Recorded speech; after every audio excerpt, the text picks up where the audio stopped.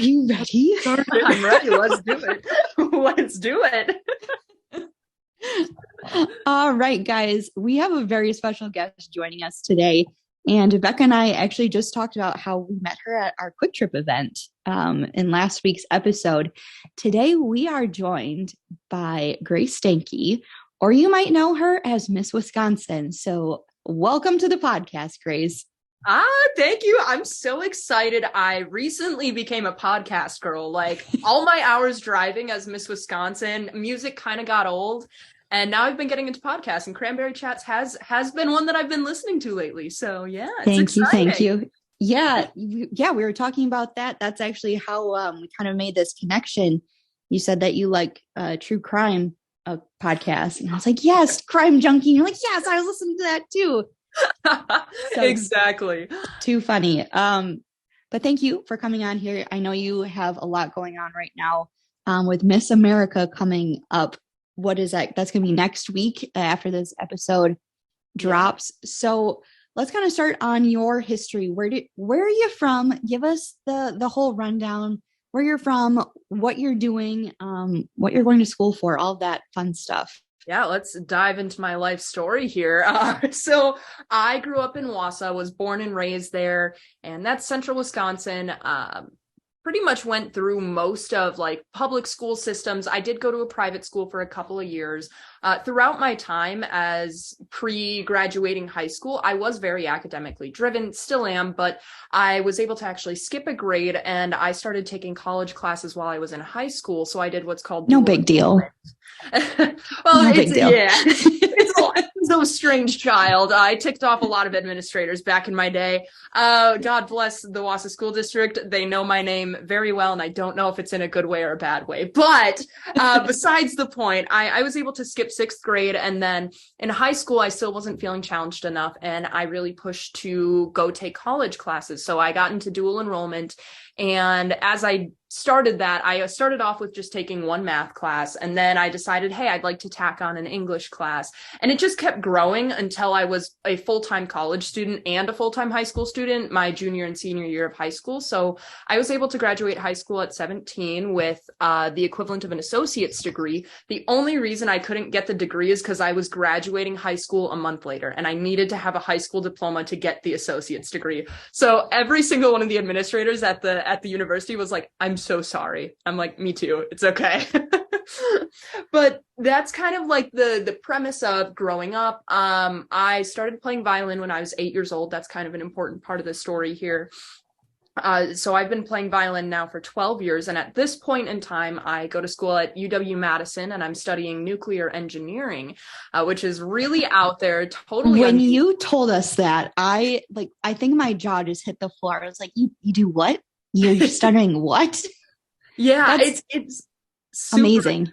Yeah, super unusual. I really love it, and I think it's something that isn't that common right now, but I definitely see it becoming more and more common, especially as our society continues to evolve. You know, nuclear technology really is all around us, and it's so neat because I'll be honest, I wish I had a really cool story about going into the nuclear field. I simply picked it because I thought it sounded cool. Like that was it. That was it. And then like, I thought it sounded cool. Then my dad was like, there's no future. Like, don't do it. And I was 16 and I'm like, watch me. And like, that was it.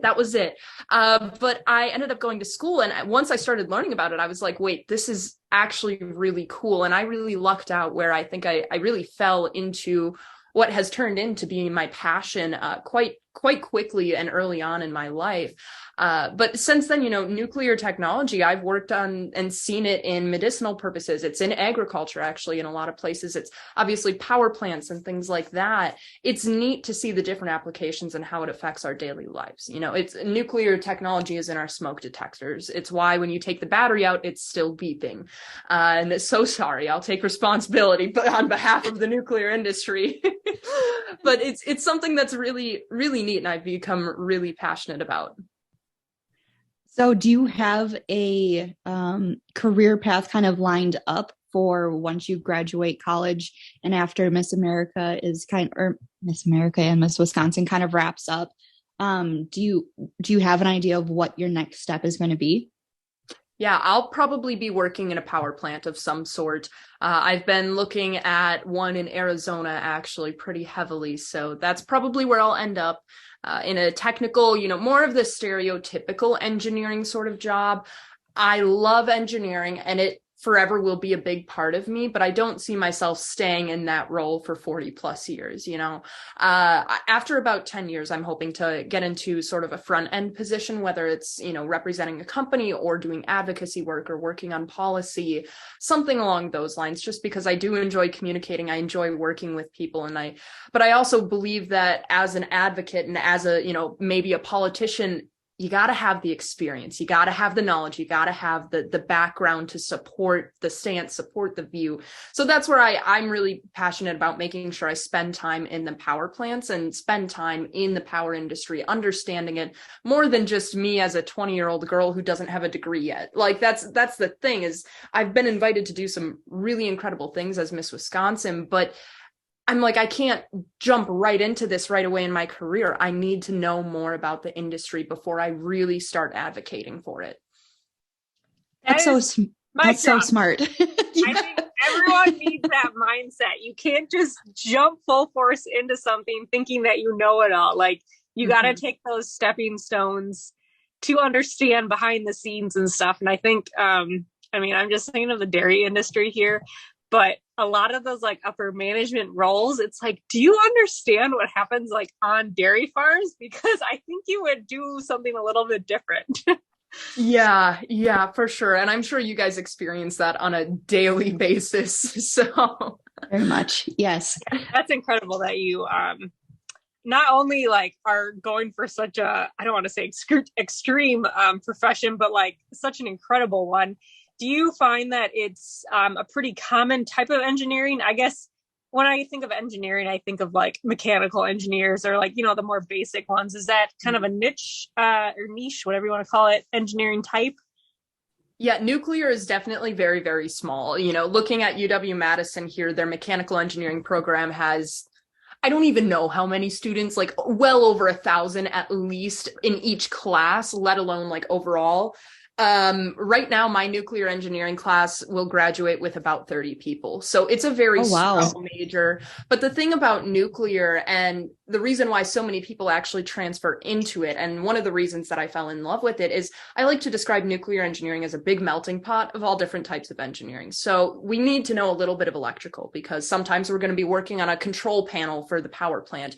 We need to know a little bit of mechanical for when we're working on the valves and the pumps and the water coolant system for the power plant. We need to know a little bit of coding for whatever reason. You need to know the phrase "a mile wide, an inch deep" is a very great description of the nuclear field and what we do, which I love because maybe I'm indecisive. I don't know. I couldn't pick just one. And it's been fun because I don't like doing the same thing every day. Now I can wake up, and when I did work in the nuclear industry, right now with Miss Wisconsin, I'm not directly working for a nuclear company, but when I did, that was something where every project I have was drastically different. There was no repeat. There was no sense of like repetition in terms of, oh, I'm just wash, rinse, repeat, do the same project over and over again, which I love. I love the challenge. Apparently, I don't know if that shows or not. Yeah, I think so. I mean, kind of going back to your stand back and watch me do it type of mentality. I imagine that started at a young age, and I suppose that kind of helped you get into the Miss Wisconsin competitions where you're at now, just as kind of like a stand back and watch me do this type of thing. So how old were you when you first started getting into these competitions? Yeah, so it wasn't as much a stand back and watch me actually with the Miss Wisconsin organization. I was 13 years old. I had just started competing in local violin competitions just to help get a couple of extra dollars to help pay for violin lessons. And when I performed and competed in those competitions, I shook. I forgot my music. Everything that could have gone wrong went wrong. So in my mind, 13-year-old me was like, how do I solve this? Exposure therapy. I don't know why. I was like, do it more. This will solve it. And I looked up talent competitions, which is a terrifying thing to Google when you're 13 years old, by the way. don't do it, don't recommend it. But I ended up coming across the Miss America and Miss America's Outstanding Teen organization. So for those of you that don't know, Miss America is for women ages 18 to 26, but they added the Outstanding Teen program about like 13 to 15 years ago. I don't know exactly how long ago it was added, but there's an Outstanding Teen program for teenagers aged 13 to pretty much high school graduation. So as a 13-year-old, I got into the Outstanding Teen competition. I realized it was more than just violin, and I wanted something that was more than just a violin performance. I wanted to, maybe gain something else along the way. And I was lucky enough that the Miss America's Outstanding Teen taught me not only interview skills and communication skills, but it gave me a good group of friends. And, 13-year-old me even learned how to do my makeup, which is a wild concept because I'm not the person that wears makeup every day. But it was something that was really just the right place, right time. And I competed in the Outstanding Teen program for 2 years. I was honored with the title of Miss Wisconsin's Outstanding Teen in 2017. And once you win a state title in one of the age groups, you can't compete again in any context of that age group. So like I couldn't become Miss Wisconsin's Outstanding Teen and try for it again, or I couldn't go to Minnesota and try for it in Minnesota. You have to be a resident in that state and that community in order to participate in the competition. So after winning Miss Wisconsin's Outstanding Teen in 2017, I was only 15. I obviously couldn't really compete and miss for a while. So I grew up and I took those 2 to 3 years to just kind of, be myself, which I really love and recognize a lot because me now is totally different than me in 2017. Mm-hmm. I think the difference between sophomore high school you and senior in college you, two very different people, right? I think anyone for sure. can agree. Yeah. And then when I turned 18 and I was in college, I went to UW. I mentioned I go to UW-Madison. Well, UW-Madison is not cheap. At that point, I was paying for my way through college and I was looking to return back to the Miss America organization to earn more scholarship dollars, which I was lucky. I became Miss Madison. The first year I competed, I went to state that year, placed top 10, and then I came back this year as Miss Badgerland and walked away as Miss Wisconsin, which has been a wild ride. Yeah. So sorry. Go ahead. When is it a coronation? Is it a crowning? Like what's like the final, when were you crowned Miss Wisconsin? Is that the best way to ask? Yeah, so for context, we have a competition. You start off competing at the local level first. So you have to have a local title before going on to the state level in the Miss Wisconsin organization. So I competed at Miss Madison, was my second local in the Miss level. And I was lucky enough to become Miss Madison that year. Then you go on to state, and the areas of competition stay the same. So the areas of competition is interview, you've got talent, evening gown, and then there's social impact pitch and onstage questions. So a couple of variety things. Social impact pitch is basically like a 45-second TED talk about the thing you're passionate about in your community is the best way to describe it. And interview is a 9.5-minute long interview where I've been asked anything from what's your favorite color to what do you think the United States stance should be on the Russia versus Ukraine conflict? Like it is anything and everything under the moon that they ask. So at the state level for context of becoming Miss Wisconsin, you actually spend a week in Oshkosh, mid-June approximately, where you have 2 nights of preliminary competitions with all of the other candidates. So this year there was 22 candidates and 2 separate nights of preliminaries. And then there's a finals night where only the top 10 compete in all of the areas of competition except interview, because the interview is private and just you and the panel of judges or the panelists. So that's kind of like the competition and what it's there. Talent can be anything and everything. Yes, I have more of like the stereotypical talent as a violinist, A lot of people would assume singing, dancing, music, whatever for a talent, but we've had a Miss America that did a science experiment. There's a lot of people that do monologues. I've seen here in Wisconsin, you know, I'm a competitive water skier. We all know show skiing's a thing here in Wisconsin, and if you don't, look it up. It's great. It's fun. Do it for your whole family. But I've seen like a swivel ski demonstration on at a local competition for talent, which is super cool to see, especially bringing out that piece of Wisconsin culture. So talent is really anything, as long as it can be entertaining and you make it fun for the audience, is the biggest thing. All right, before we move on, Amber, what would your talent be? I gotta know. I would bring a cow on the stage and I would milk it. Because I would love that. I don't have much else for talent, and you know, the people would remember me. Is there like a competitive like speed milking league? Like, can you like, is it like speed milking? I don't know, but there should be. I mean, because we like use machines, but maybe the Amish community has that. I don't know. I don't know. That would be amazing. How quickly can you churn butter? That would be fun. That'd be a good workout. Oh my gosh. Everybody would be like, her forearms. They got rid of lifestyle and fitness. No, she brought it back. So obviously you need to hire us on as like your marketing team, because we would crush it. I'm really thinking the violin is great and all, but we can really bring you to the next level. We'll bring you butter, we'll bring you cows, I'll bring you cranberries, you name it, you got it. Chef's kiss. Love that. Love that. Okay, right, so I have to know, before, just as long as we're on the topic of weird questions, what's the difference between a violin and a fiddle? Is it just the way that you play it? Oh, yeah, that's it. Okay. That's it. It's the same exact instrument, except I would say a fiddle might be not tuned as well in like most contexts of like, you know, oh, I'm going to see like a bluegrass band and there's a fiddle player.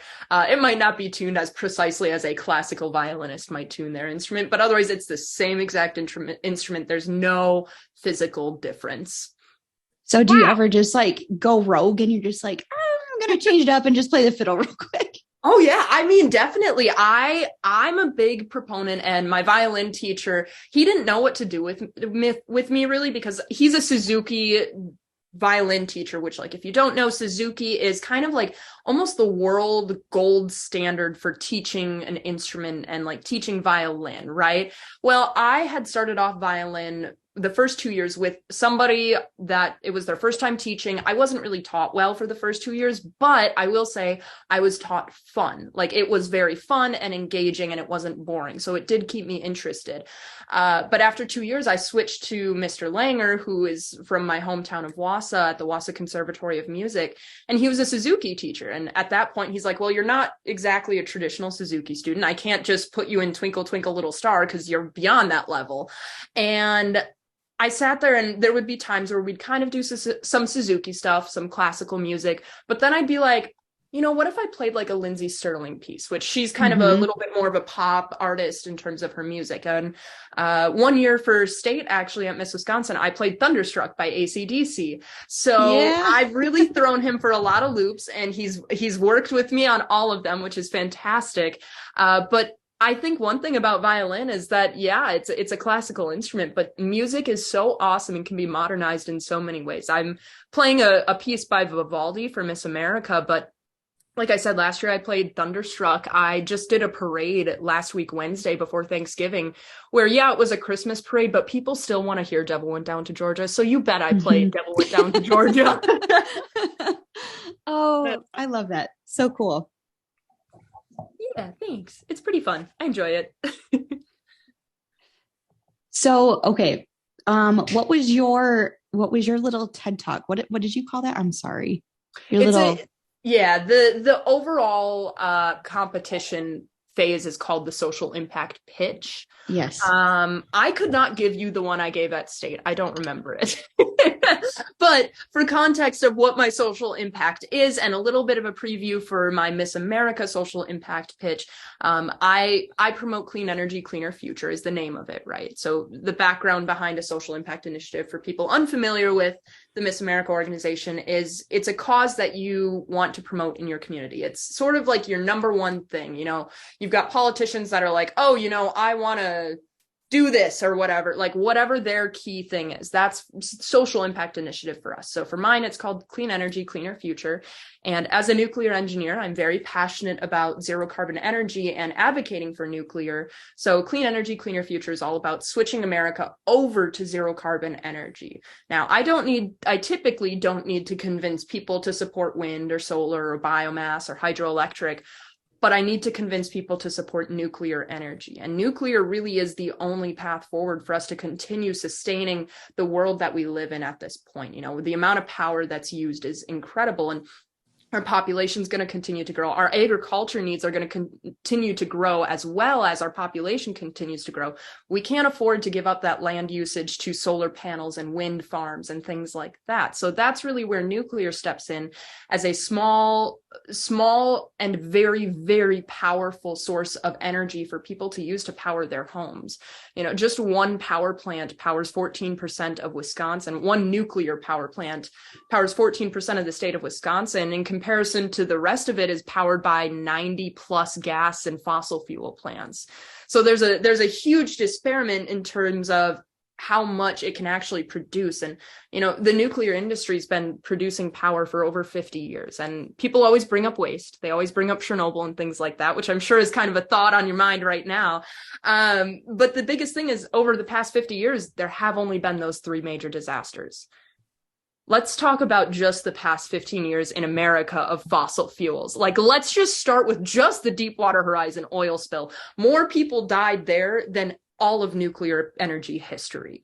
And that just kind of speaks a lot towards our culture of safety. And every single time something that happened, any of those three major disasters, we learned from it. I always say 3 Mile Island is a popular disaster. And it's prior to 3 Mile Island, the nuclear industry had a culture of, well, whatever could go wrong, you know, the machines know how to take care of it. It's all automated. Well, now we've shifted that culture after that incident happened because the machines weren't ready to fix it. You know, it wasn't automated. Now we've very much so got a culture of forward thinking and honestly preparing for worst case scenario every single time we do something. And that just speaks a lot to the safety. And it's one of the safest fields to work in. I'm very excited and very honored to be a part of that industry. You know, I've never once felt in danger or worried for my safety. It's so easy for the media and I mean everyone in general to always look at the negative side of things and never the positive side of things, and it's frustrating, and we see that a lot in agriculture all the too. time. Oh yeah. So I'm glad that you're using your platform to bring these issues to light. So with your talk, is that something that you kind of like work throughout the year to kind of keep promoting and stuff like that? It's like your philanthropy. They always say that you've got like your what? Oh, philanthropy. Yeah, just like your main core topic that you kind of preach throughout the year. So first of all, I want to like step back here to talking about the advocacy side of things and like people not seeing the right thing. You know how often I scroll through TikTok and someone makes a weird comment on a dairy farmer's post and I'm like, you're so wrong. Like, you're just so wrong. And I'm sure you experience that on a daily basis. I just don't understand. It's so frustrating. Like, yeah, it's like you want to teach them, but at the same time, like some people don't want to be taught. They want to think what they think is right, and they don't want to hear the other side of it, and it's frustrating. But at the same time, I think there's so many people in the movable middle that they're not as loud, but they're out there and they're listening to you. And so we just got to keep doing our thing. And that's where the focus is. And I completely wholeheartedly agree. Like, I've got a couple of experiences that I've had talking about nuclear energy where people are flipping me off, walking away, like all sorts of things. And I'm like, you're not worth my time. Like, I'm sorry.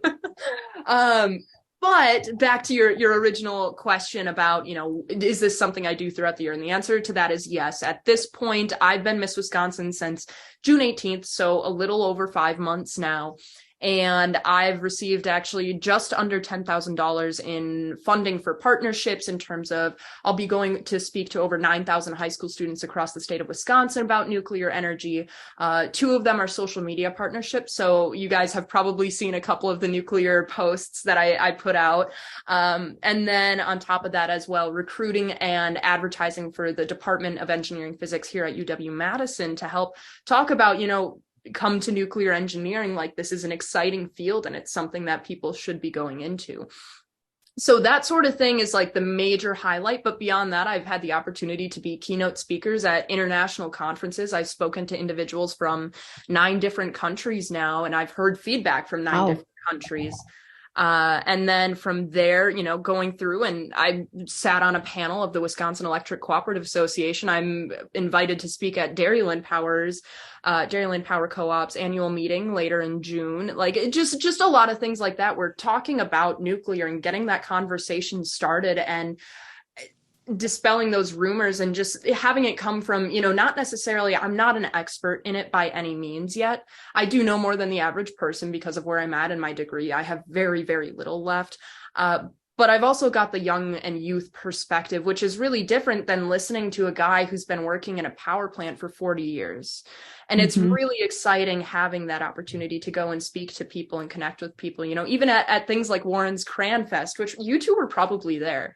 I probably saw you at some point, but even at like Cran Fest in Wisconsin, when I'm just talking with people at a festival as Miss Wisconsin, I say, hey, I'm a nuclear engineer, and they go, a little double take there. And it starts a really important conversation that's needed as our country and political climate continues to shift towards the transition to zero carbon energy. That honestly just like lit a little fire underneath me just listening to you talk about this. It's like you're gonna go so far in life just by having this passion and just how well spoken you are. Like honestly, this is what your industry needs is people like you to educate first and foremost, and then find a way to make it better and make sure that everyone is on board and feeling comfortable with what you're so passionate about. I think that is huge. And I think your industry is very, very fortunate to have you as kind of like you're going to be like the face of the industry. Just you wait. It's going to be huge. You're going to do so many great things. I'm just so excited to watch you do it. Thank you. Thank you. Well, Wisconsin alone. Go ahead. Sorry. I was saying not only that, but the fact that you're not trashing other sources of energy in the process. Like it's going to take more than one type, I think, to keep us moving forward. And that's just refreshing because there's room for everyone at the table. Oh yeah. Everyone's got their pros and cons, but I think it's important to remember at the end of the day that we kind of need everyone to work together to do what's best for our country and our world. And I think that's incredible. So that's just snaps for you. Oh, thanks. Well, it's super exciting. And I always, when I talk about the nuclear industry, and I said this at the panel with the Wisconsin Electric Cooperative Association, I've said this to nuclear professionals, I've said this to anyone and everyone. The nuclear industry doesn't have a science and technology problem. We have the science, we have the technology, we know how to do it. It's there. It's a communication and a politics problem is what it comes down to, is the policy surrounding it and the culture surrounding the idea of nuclear. It's honestly shocking how many people are like, nuclear waste isn't green goo. And I'm like, no, it's not. It's just rocks. Like it just looks like rocks. That's it. And it sits in giant concrete containers that sit there and they don't do anything like that. That's it. So it's always fun having the conversations and shifting, the way the media sees it. Even this morning and today was a big media day for me in preparation for Miss America, just talking with people about nuclear energy and that first impression they have in changing that. I think we can relate to that very much. Yeah. That's kind of why both of us started our social media platforms, is to just educate and let people know, like, hey, farmers aren't here just spewing green goo into your water or whatever else, So yeah, we can relate to that 1,000%. So we're on your side on this one. Oh my gosh. I believe it. And I always wonder so much about the agriculture industry. That's one thing that as Miss Wisconsin, I feel like I'm a disappointment. I don't know a ton about it. The first time I really even learned that the cranberry was the state fruit and was a big thing in Wisconsin was back in 2017 after becoming Miss Wisconsin's Outstanding Teen and going to Cran Fest. And I was like, there's this whole world of cranberry marshes on this side of the state. But it's so neat to learn about that. And now, you know what? I made cranberry sauce to go on my French toast on Sunday. It's just a part of my life now. Well, obviously you are welcome anytime at either of, I'm going to speak for Becca. You can come to either of our farms anytime. Becca, you don't get a choice. Oh, no choice. I'll even let you milk a cow to prepare for your talent competition. You want to know, so many people have asked me, like, since I Miss Wisconsin, they're like, so have you milked a cow? And I'm Isn't like, that such an awkward question? It's not a lighthearted question. It's an intense, judgmental stare that goes into this question. And I'm like, I'm kind of scared to say no because I haven't like physically like grabbed the udder and milked the cow. I've done the, like, when I was in second grade, we did the dairy farm tour and we put the little like electronic things on, but I was like, that's it. I don't know if that counts. All right, I know you're a little busy in the next couple of weeks, but next year, hit me up. We'll get you to milk a cow. Will do. I'll call you up. Even if I do become Miss America, I'll be like, all right, we're doing a dairy farm tour. We're making gonna have to take a break in this bit. So if you went after the Miss America competition, which is gonna be this next week after this airs, do you automatically like go straight into Miss America or do you finish out Miss Wisconsin? How does that work? Since I'm guessing your reign as Miss Wisconsin goes till June. Yes, that is correct. So every state title holder gets about 1 calendar year to serve as Miss whatever. And during that calendar year, all 51 of us go to Miss America and compete for Miss America. But 50 women walk away as Miss State, right?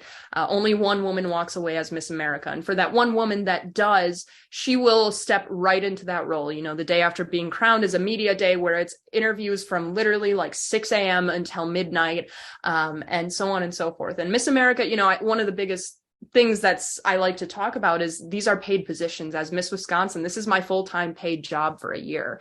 And if I do become Miss America, then I would step into that role right away. And my first runner-up, Kylene, she's a wonderful woman and would be a great representative of Wisconsin. I'm still very good friends with her. She would then take on the job of Miss Wisconsin if she accepts. I don't know if she would accept or not, but it's something that then she would finish out the 6 months left of this Miss Wisconsin year. And I would just be Miss America for a calendar year then. So from December until the following December when the next Miss America competition takes place. Oh, I didn't know that. That's pretty cool. Yeah. What are you most excited about with the Miss America competition? I feel like I'm just like a broken record right now, but I'm really excited to interview and talk about nuclear energy because I'm a big nerd when it comes to it and I love talking about it. And, you know, I always sit there and I'm like, ask me about the waste, like do it, like I dare you, you know? It's something that's really just a big part of my life, but beyond that to kind of just be 100% me, I think is where that excitement stems from. Is I know everything I'm bringing into the Miss America competition is 100% authentically me, which to me is more important than becoming Miss America. I don't want to 2 weeks after Miss America be sitting there saying, well, what if I had done this? Or what if I had said that? I just know that I've got my best foot forward and they know what they're getting into if they choose me as well, which is an important thing. So, yeah. But it's like you said, you're being your authentic self. You're not putting on a show just to win this title because at the end of the day, yeah, like, yes, it'd be amazing to be Miss America, but the fact that you're able to use this platform right now to spread the news and the good word about the nuclear industry, even, you know, going on to the competition, you're going to be able to talk to so many people and get that bug in their ear to learn more about nuclear energy. So, you know, regardless of the outcome, people are still going to remember about those conversations that you're having. And there really is no way to like lose, you know, because worst case scenario, I walk away from Miss America and come back and be Miss Wisconsin for 6 more months, which is so much fun. I love being Miss Wisconsin, but it's something that, you know, then in June I would hand off the title and great. Then I get to finish up my degree and, you know, move on with my career in that sense, which is equally as exciting to me as being Miss America. I mean, I'm very excited to watch. You're going to knock it out of the park. And I think before we wrap things up, Grace, Becca, should we do some rapid fire questions to get her ready for the interviews? Sure. I signed up before we do that, though, or we could do this after, but like, is there a way, is it going to be on TV or how do we watch the competition? So it hasn't there's hasn't been an official announcement yet. I'm guessing they keep saying like it's going to be very similar to last year, and last year it was streamed on Peacock. So I'm thinking this year it will be streamed on Peacock, but that's not 100% like guaranteed. As soon as I know, I will reach out to, there's a list of people that I need to send the information to. So as soon as I know, I'll send it to you guys, and hopefully we know by next week when this is released. So awesome. Okay. So if we know, we'll post a link or something in our show notes, and you guys can all cheer Grace on. Okay, yes. I'm ready for the questions now. All right, let's do it. Okay, we'll try to keep them all Wisconsin based. So, chef's kiss. Let's kick things off. Badgers, Packers, Bucks, or Brewers? Badgers. Ooh. Badgers by far. Bucky by a million. That was a given. It was. Yeah. All right. Start you off easy. Fresh cheese curds or fried cheese curds? I am a fried cheese curd girl. I think that's a disappointment. It's I don't know. I am too. It's okay. Okay, I was like, I know fresh cheese curds, like everybody else in my family loves them. We all go to our like local dairy farm and pick them up, and they're still warm, and like it's amazing for them, but I'm just like, this just kind of is weird to me. It's amazing for you, but I hate it. I hate fried is always better anyways. Yeah. Yeah. I totally understand. Squeaky cheese curds, they do something funny to me. Mm-hmm. Yeah. Not in a good way. Oh no. Anyway. Are you lactose intolerant? I hope not. I would cry. Okay. Anyway. Detour. Gosh, I forgot. If you're going to a tailgate, are you choosing a brat or a burger? A burger. I love a good burger. Fun. This is a total side story, and I know these are supposed to be rapid and quick, but peanut butter, bacon, and cheddar on a burger, chef's kiss. Like so many people question. Yeah, people question about peanut butter. Don't knock it till you try it. You got to do it. Have you tried putting banana on top of it? What? With the bacon? Mm-hmm. With the cheddar? Yeah. I don't know. I think I would take the cheddar off. But I would be willing to try banana on it because I do love like a banana peanut butter sandwich. So for breakfast, my grandma likes to have peanut butter, bacon, banana toast. Oh, all right. Mm-hmm, Well, your grandma and I need to talk sometime. Yes. We got the same taste buds here. I'm a little bamboozled right now. It's good. Try it. You walk into Quick Trip. What are you getting off that hot spot? Oh, okay. Hot foods, the garlic Parmesan wings. There's just, oh my God. There's so something good. about them. I also have become very obsessed. They had, I think they still have them, the limited edition mac and cheese and bacon bites. Oh, I get that and the garlic Parmesan bites for like a meal sometimes. Totally diabetes in 2 boxes, but it's great. I love it. It's delicious. It's cheap. It's so good. Good answers. Yep.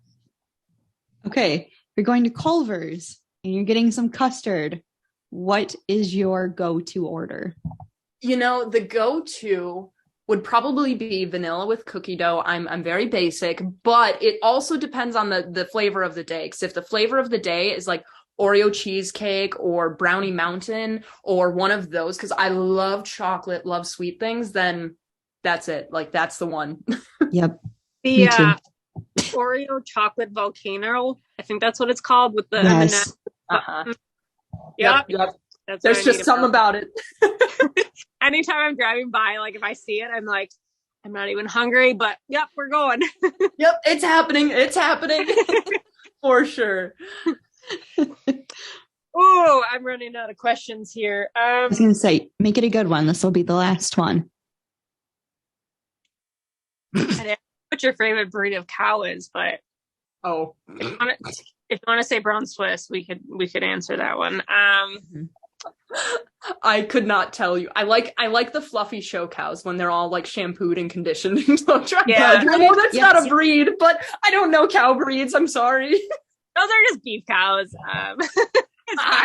They're just cows. All right. What is your favorite season in Wisconsin? I know you said you're probably going to go to Arizona, so I'm guessing you like it a little bit warmer, but maybe you'll surprise me. I do love summer.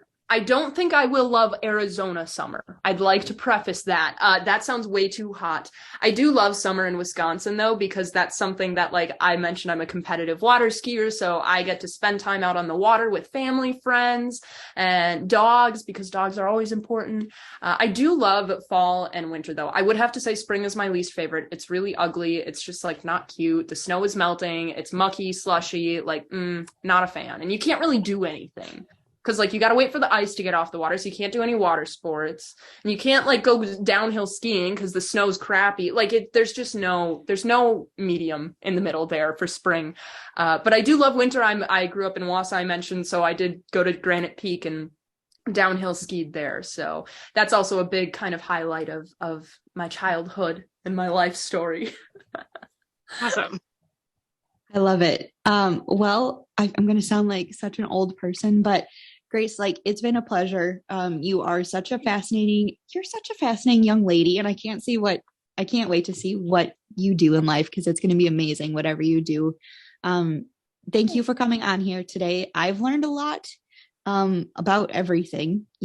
I feel like my mind is just blown from everything that you've told me.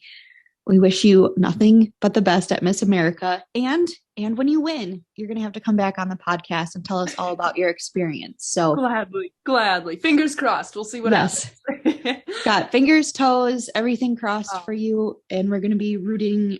If you hear us screaming from our little places here in Wisconsin, I would love that. I would love that. And I appreciate it so much. Thank you for inviting me and having me on the show, Amber and Becca. It's been lovely. And it was great meeting you guys at Quick Trip too. I laughed because today, this is now my like second media interview that's directly corresponding with like that Quick Trip day, you know? Trip just brings all the people together.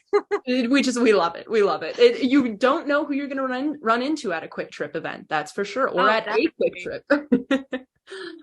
That's awesome. Right. Awesome. Well, thank you so much for listening. For everyone out there, like we said, if we know the link of where to watch the competition, we'll put it in our show notes. Otherwise, we'll make sure to put it up on our Instagram. If you're not following us yet, we're at Forward Farming. You can find Amber at Cranberry Chats and me at Becca Hilby. Grace, what is the social media handles for people to follow you at? Instagram is Miss America WI, and TikTok is also Miss America WI. And then the Facebook is just Miss Wisconsin. Awesome. Well, thank you everyone for listening. We hope you enjoyed it, and we'll talk to you next week. Bye. Thank you. Bye.